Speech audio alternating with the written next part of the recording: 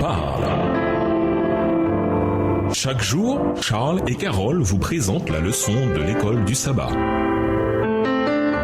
Bienvenue dans votre émission Dieu nous parle. Nous voilà la leçon de mercredi, des moments tranquilles avec la parole de Dieu. Nos vies sont souvent trépidantes et pleines de tensions et de stress. Parfois, nous devons travailler dur juste pour nous en sortir, survivre et faire bouillir la marmite. D'autres fois, même quand nous avons le nécessaire pour vivre, nous nous agitons dans tous les sens parce que nous en voulons toujours plus. Nous voulons des choses qui, pensons-nous, nous rendront heureux et comblés. Mais comme Salomon nous avertit dans le livre de l'Ecclésiaste, cela n'arrive pas toujours. Quelle que soit la raison, nous pouvons être terriblement occupés dans notre vie et il est donc très facile dans notre agitation d'évincer Dieu. Ce n'est pas que nous ne croyons pas, mais seulement que nous ne passons pas de temps de qualité à lire, à prier et à nous rapprocher du Seigneur qui a dans sa main notre souffle. Daniel 5, le verset 23. Nous pouvons être trop distraits par d'autres choses pour vivre du temps de qualité avec Dieu. Nous avons tous besoin de moments pendant lesquels nous pouvons ralentir intentionnellement pour rencontrer celui qui est notre Sauveur, Jésus. Comment le Saint-Esprit peut-il nous parler si nous ne faisons jamais de pause pour écouter? Ce temps paisible passé avec Dieu, à lire sa parole et dans la communication de la prière est la source de notre vie spirituelle. Lisons Psaume 37, verset 3, Psaume 46, verset 10 et Psaume 62, les versets 1, 2 et 5. Que nous enseignent ces textes sur les moments tranquilles passés avec Dieu? Pourquoi sont-ils si importants? Psaume 37, le verset 3. Confie-toi en l'Éternel et pratique le bien. Aie le pays pour demeure et la fidélité pour pâture. Psaume 46, verset 10. Arrêtez et sachez que je suis Dieu. Je domine sur les nations, je domine sur la terre. Psaume 62, les versets 1, 2 et 5. Au chef des chantres, d'après Géduthun.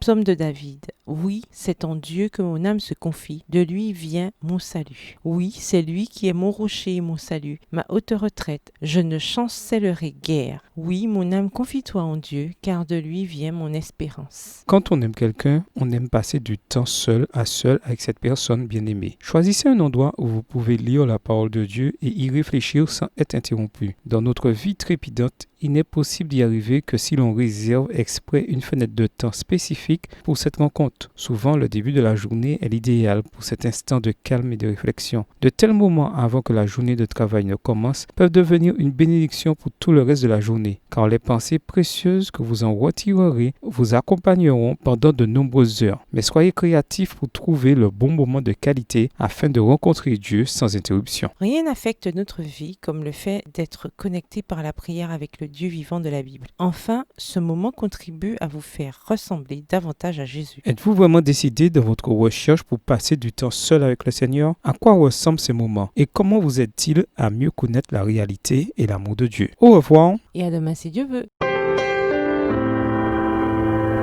Dieu nous parle. Chaque jour, Charles et Carole vous présentent la leçon de l'école du sabbat.